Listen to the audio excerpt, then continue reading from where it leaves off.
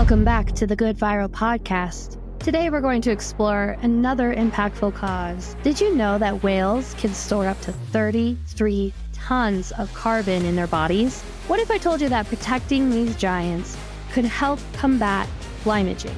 Today, we're joined by Jens Currie from the Pacific Whale Foundation to discuss the vital work being done to protect whales and dolphins across the Pacific. Our guest Jens will share the major threats these marine mammals face, like vessel collisions, noise pollution, and unsustainable tourism, and how whales play a crucial role in being a carbon sink.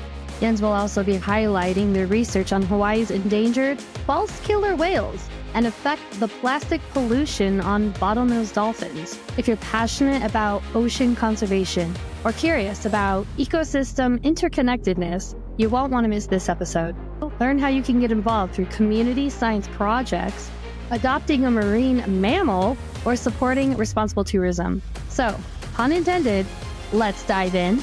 Welcome to the conversation. Welcome to another episode of the Good Viral Podcast. We are super excited today because we have Jens from the Pacific Whale Foundation, and he's calling in from all the way over from Hawaii. So we got the whole world really represented here in all time zones. And I'm really excited about this episode because I'm a bit of a nerd when it comes to whales. And so I'm really excited to have a conversation about this. So Jens, please tell us a little bit about your organization, why it exists, and what our listeners can learn about what you're doing.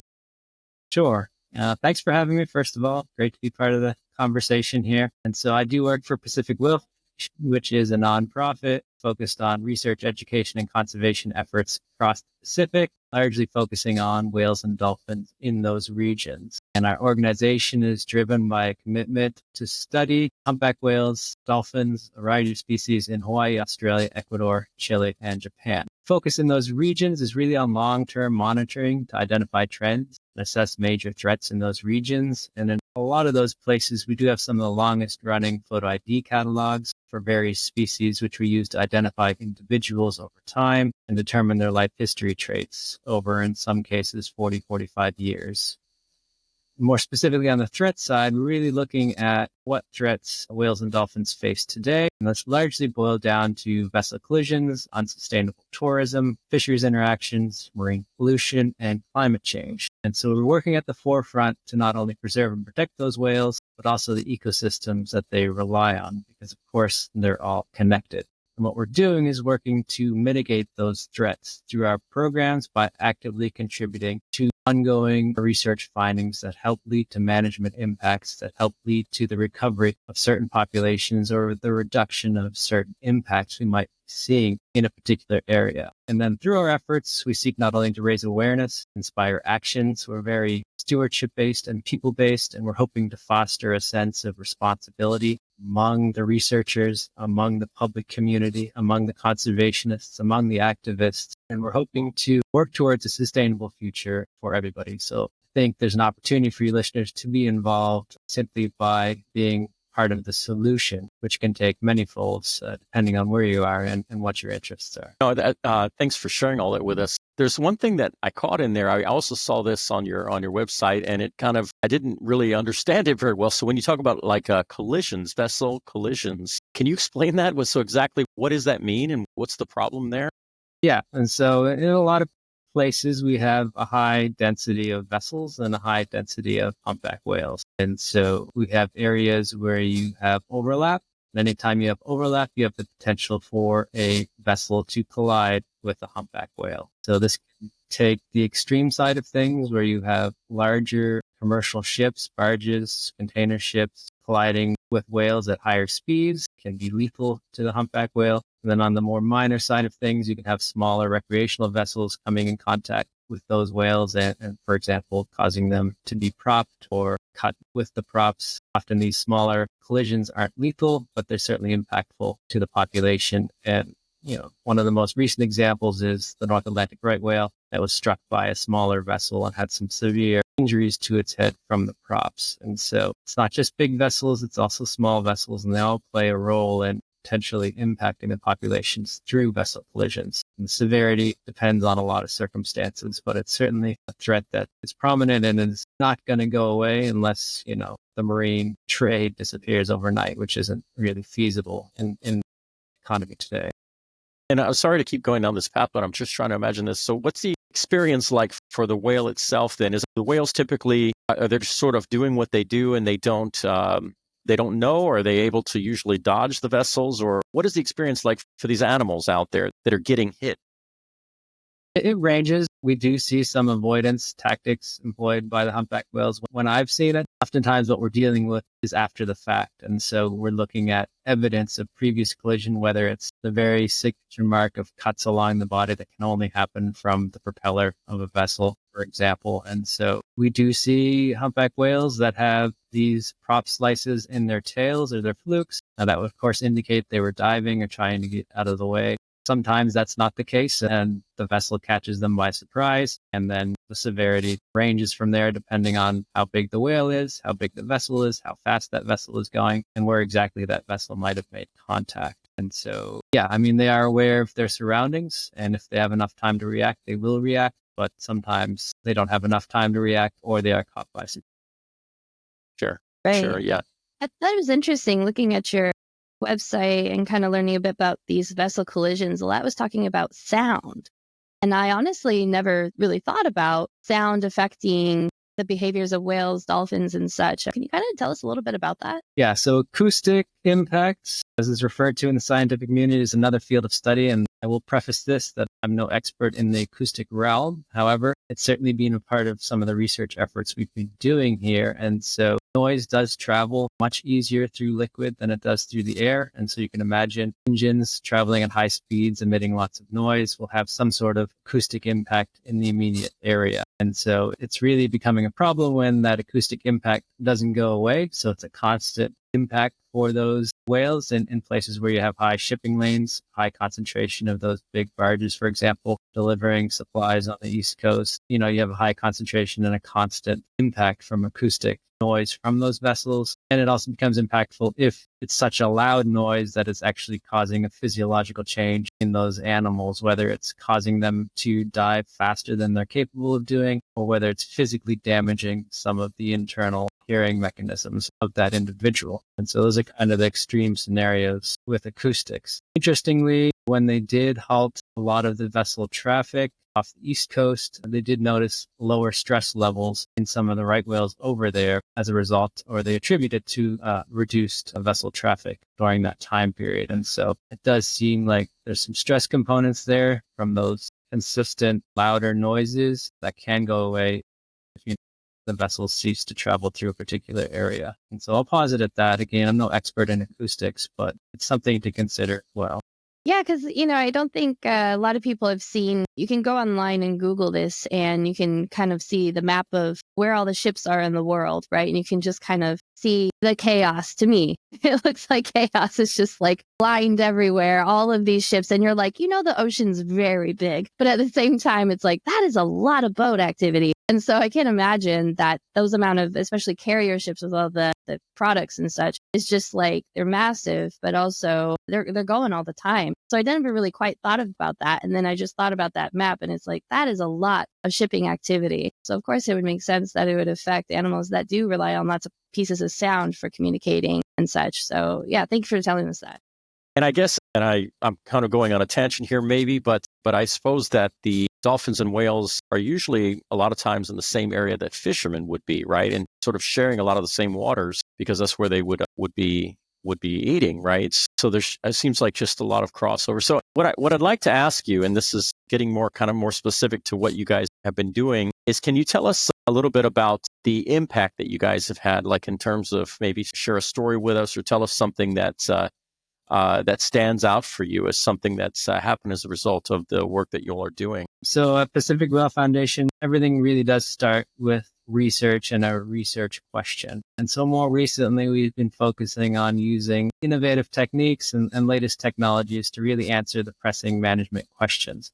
The specific story that comes to mind, direct impact we've had is a collaborative effort we've been doing with the Marine Mammal Research Program at the University of Hawaii, where we're exploring ways to better understand Hawaii's endangered population of false killer whales. It looks like the population is relatively stable over the last 10 years at around 100 individuals. However, it had this big decline, and that was largely attributed to depredation and hooking in longline fisheries. And so when I say depredation, I mean they're going after a line that's baited potentially for a tuna or a swordfish, and they're trying to eat that free lunch, if you will, and becoming caught. Various measures that have been put into place to reduce that threat today. However, a remaining question that connects to that is, what does it cost to be a false killer whale? When I say cost, I'm referring to what is the energetic cost. Are there sufficient resources in terms of prey to sustain and recover that population? And then this is important because there are various commercial and recreational fisheries targeting their prey base. So to get to your earlier question of overlap between fisheries and dolphins, they're not only potentially being impacted by being bycaught, for example, but they're also competing in some cases, like we see for false killer whales, for the exact same resources. So, the fish that you might get on a restaurant here in Maui is the same fish that could potentially feed a false killer whale out in the wild. And so to answer this question, we spent nearly 3 years trying to deploy what we call a CATS tag, which stands for Customized Animal Tracking Solutions. It's a suction cup tag, and we're trying to attach that to the endangered population. And only in 2022 were we successfully able to do this. And with that deployment, we're able to look at the fine-scale movements and energetic expenditure of false killer whales. And this CATS tag allows us to really see in the dark, see when the animal is under the surface when we can't study it. We know the exact swim speeds it was doing. We know every time it came up to breathe. We know each fluke beat that it did. We know the number of dives and how deep they dove. And then we can link this to a camera feed that's also going at the same time, and then listen into the acoustic piece through onboard hydrophones. We're really able to get detailed information on the bioenergetics of this population. And we're trying to see what is the energy input, which is gained through foraging, and what is the energy output, which is of course used up through various activities, whether it's swimming, diving, things like that. And this successful deployment now means we can answer that question, which we couldn't before. And we can now look at whether the high energy costs of false killer whales is driving that need to depredate. So are they needing to take every opportunity to feed that they can? And that's why they have such a high bycatch rate. Or is there even sufficient prey resource left for them to consume, given the commercial and recreational fisheries are in a sense competing for that same resource? And of course, this all contributes to an enhanced understanding of false killer whales. And in this particular case, which is why it's impactful, it allows us to look at new conservation strategies that really have remained unexplored to date since the listing of that population. Yeah, and you said a word in there that I think is a little bit important to educate our audience with, because I didn't know it when I went onto your website. Oh, yeah, maybe I have heard this before, but I didn't quite put it all together. Could you explain a little bit of what bycatch is and what are the many ways that could be in terms of what's happening to these whales? Yeah.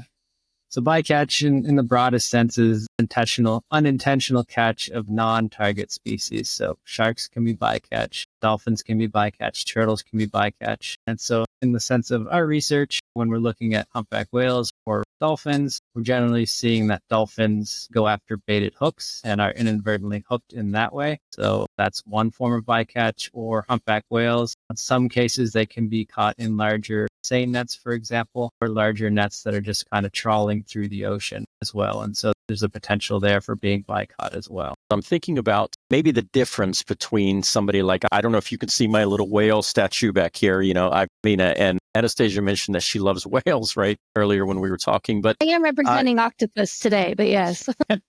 Nice.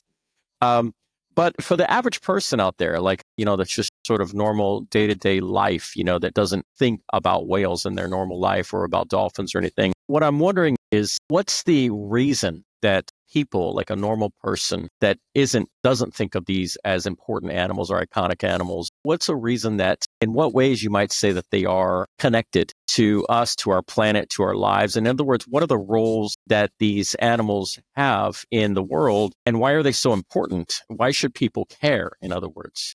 Couple examples I'll give, but I'll probably stick to the one that most of your listeners probably know about, which is, of course, humpback whales. Very iconic species. If you go whale watching in most places, you're going to be looking for humpback whales. And so there is a term called the whale pump, which talks about the nutrient cycling of the ocean and how humpback whales facilitate in that. And humpback whales undergo large migrations. Here in Hawaii, it's around 3 miles from Alaska to Hawaii. They undergo that migration once a year. And so they're feeding up in the nutrient-rich areas of Alaska, and then they're of course, defecating and therefore contributing to nutrients in that ocean up there. And then they're also capturing carbon as they live throughout their life cycle. So they're not only, fertilizers of the sea, if you will, producing nutrient for other smaller organisms to thrive. So think of zooplankton or plankton species, which of course feed fish species, which of course feed humans. And so they're part of that cycle that keeps the ocean thriving and keeps it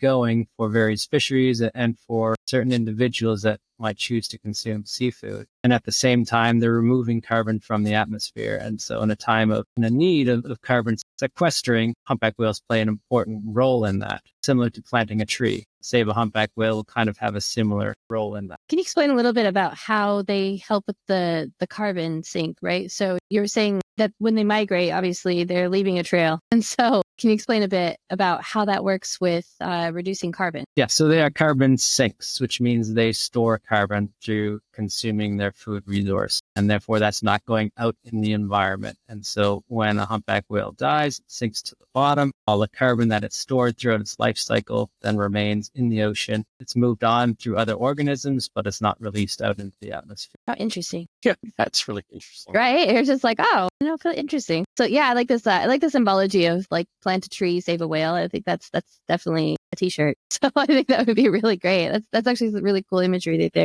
Quick one, everybody. If you're feeling inspired by Jens and the mission of the Pacific Whale Foundation, but are still asking yourself, what can I do to help? First up, consider donating time or funds to support their initiatives. You will find a link to their website in the description wherever you are listening or watching. Always the power of social media. Like, comment, and share this episode to spread awareness and inspiration so that others can take action. Every small change counts. Remember, together we can create massive and positive change. And as always, thank you for being part of the conversation. Now on to the rest of the episode for more inspiring stories from Jens. So it was one thing I thought that was really cool that your foundation does in terms of some solutions to help educate people, especially. And, this is important, but also how you can get more involved. Says that you do a lot of eco-adventures is what you call them, but it's kind of ecotourism in a lot of ways. And that was one of your 5 threats. I think it was, just not sustainable tourism. So can you talk a little bit about what is unsustainable tourism in specific to whales and dolphins and such, and what it is that you guys do to make it a little different? Sure. And so, start at the top of tourism is a good thing. I think it's important that when it's possible, people can experience responsibly nature, and in this case, whales and dolphins. However, it needs to be done in a way that's not going to impact the population that you're trying to educate folks about or get people excited about conserving. And so that's how I see tourism working well, driving for here at PacWhale Eco Adventures. And at the same time, we do see non-responsible tour operators that could benefit from further guidance or further advice on how to effectively approach and watch humpback whales or dolphins that are going to not be as impactful or reduce the potential impact for behavioral change for that population, for example. And so here in Hawaii, we spent nearly 10 years looking at what is the safest way to transit in areas where there's high humpback whales and high vessel traffic, and we're able to come up with a recommended speed. We also looked at, if you want to approach a whale, what's the best way to do that? And to answer that question, we stood up on land and watched vessel operators come in for a whale watch to a humpback whale group, look at the behavior before, during, and after, and we're able to quantify how that vessel approached and left and how that did or did not impact whale behavior to come up with recommended guidelines. And so unsustainable tourism is usually tourism that wants to get people there close and get people there fast with very little thought to the impact that potentially has to the target animal or the target group. Sustainable tourism is looking at how can we get people connected to that particular animal or group, but do it in a way that they're observing its natural behavior and not causing any behavioral change or avoidance behaviors, which is particularly important in areas like Hawaii, where you have humpback whales coming here to breed and nurse. So you have moms nursing their calves. They only have a short amount of time to get calves strong enough to migrate back to Alaska. And so any disturbance or change in those behaviors could impact the survivability of that calf. And so it can quickly become from something that could be thought of as not too impactful to very impactful if you're disrupting the ability of a calf to nurse on a humpback whale's mom. Right. And just real quick, so I thought it was very interesting and timely because for myself, I'm here in South Korea, and actually for my short vacation, I'm going to be going to the Philippines, and I'm getting my scuba certification, which I'm really excited about. While I'm there, they talk about doing whale shark diving. Right. And so it kind of got me thinking. I was like, oh, that is something to think about. So, you don't know what you don't know. So what are some things that we as an audience can do to make sure that these people that we're about to book a tour or to do something with that is actually sustainable?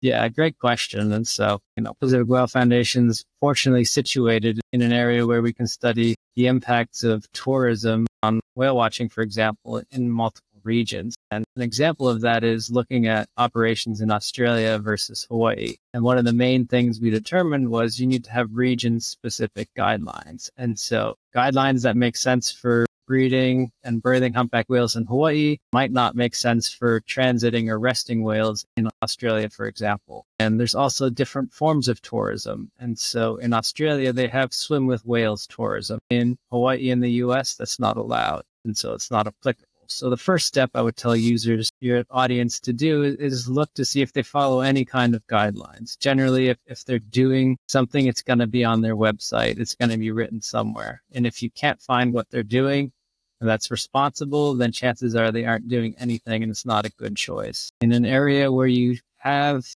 species driving a need for tourism, meaning you have a high concentration of whale sharks, for example, you're going to have people that come take advantage of that for a financial gain. And then you have people that take advantage of that for an educational gain. And of course, the balance between financial and educational is where you have ecotourism. And so finding out what they're doing to minimize their potential impact is the first step. Their website, if not, I would suggest you ask them if that's a concern for you. Reach out to them and ask them what they're doing to ensure they're having minimal impact in their sustainable ecotourism company. And if none of those gets you a reply, then I would suggest err on the side of caution and avoid that particular tour operator. Unfortunately, today, there's no master list or website that just lists each organization that's good or bad. So it does require the consumer, in this case, the tourist, do a little bit of homework and seek out the responsible operators in the region.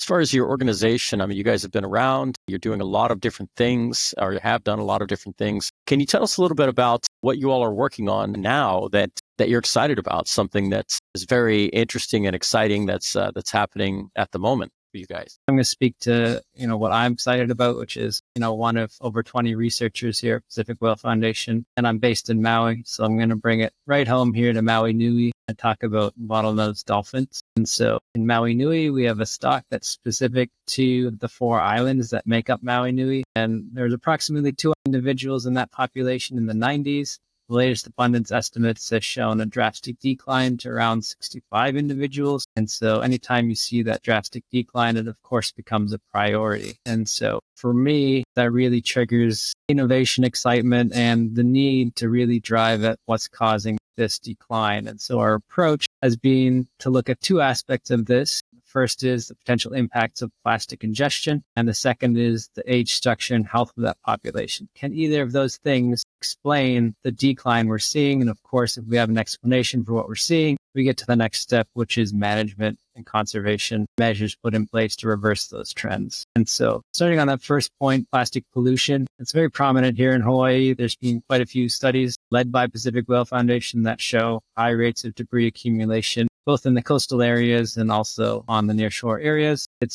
attributed to our proximity to the South Pacific Gyre or the Pacific Garbage Patch. And of course, that creates a threat for many marine mammals, including the bottlenose here. And so we're partnering with the Center for Marine Debris Research to look at the extent of plastic exposure in these bottlenose dolphins. And so we use a biopsy, which is a little skin and blubber plug we can sample using a crossbow and an arrow with a hollow tip. And we assess that blubber tissue for plastic additives. We link plastic additive exposure differences to physiological impacts of that animal. For example, is there a relationship between the ability of an animal to reproduce their hormones and the levels of plastic additives we see in tissue.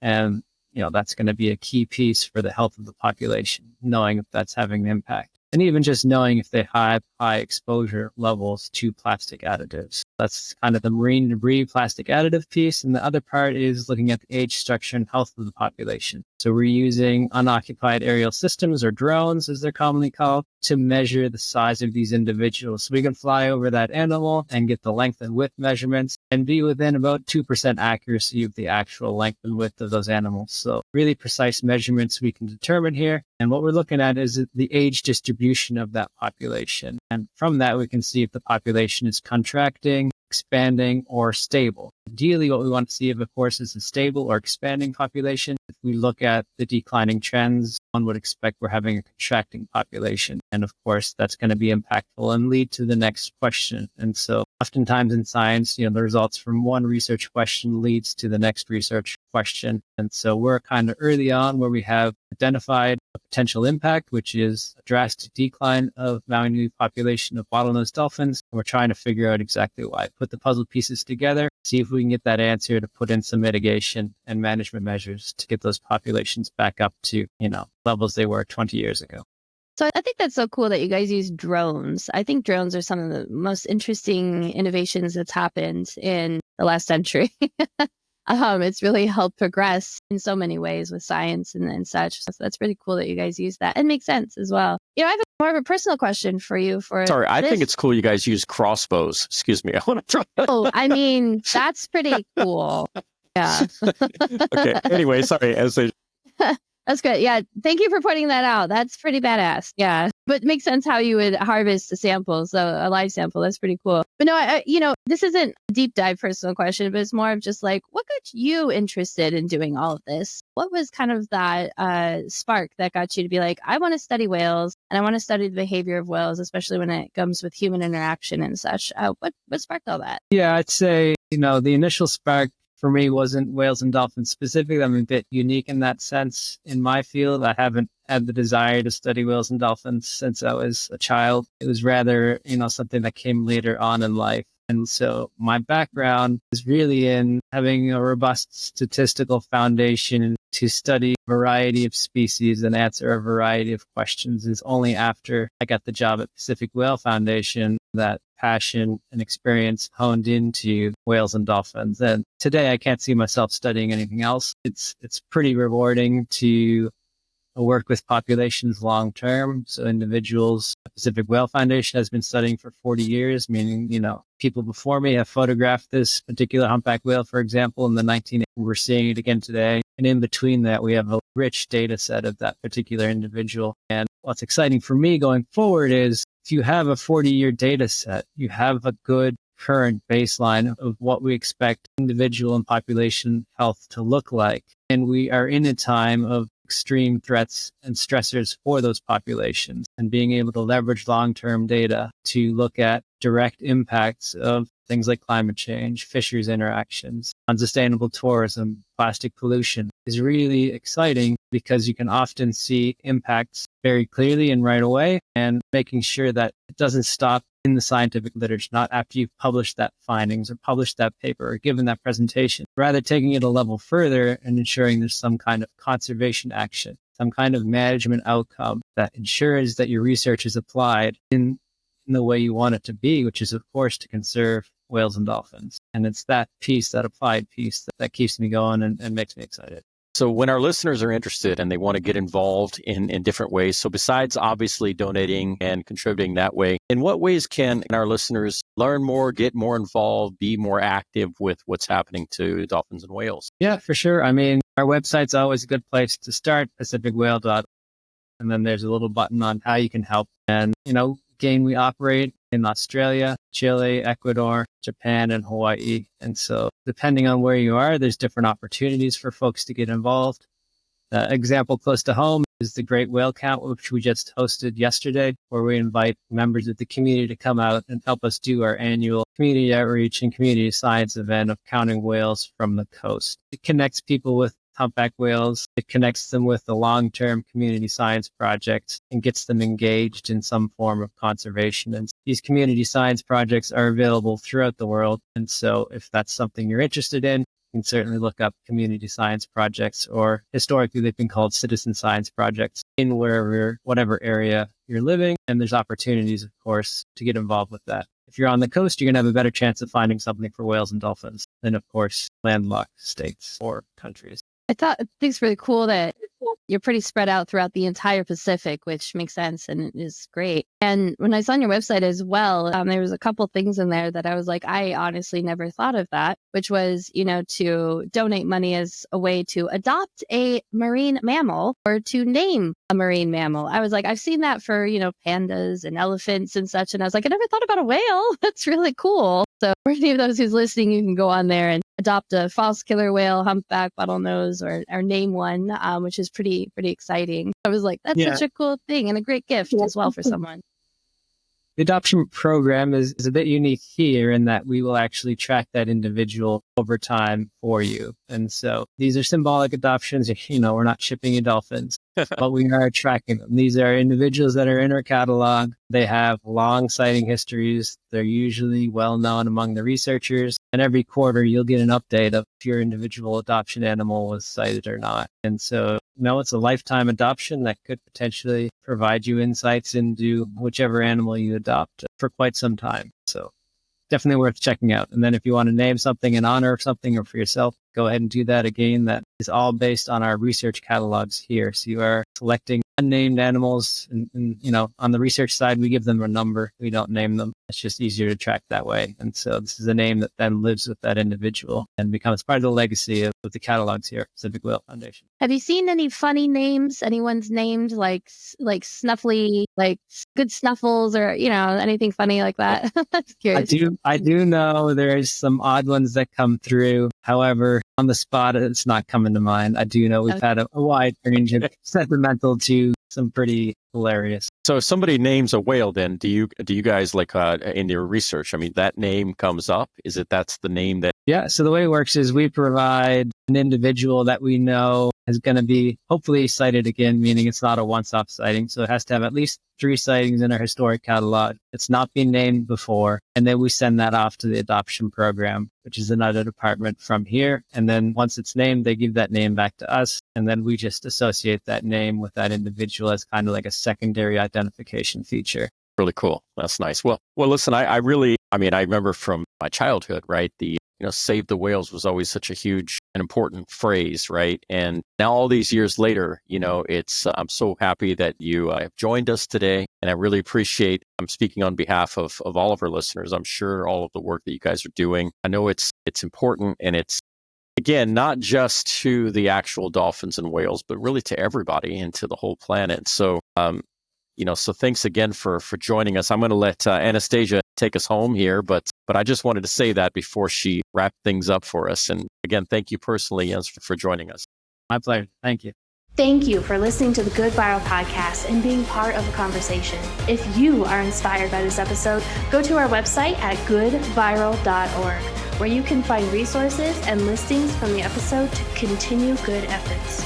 Like, comment, and share this episode to any or all of your social media channels.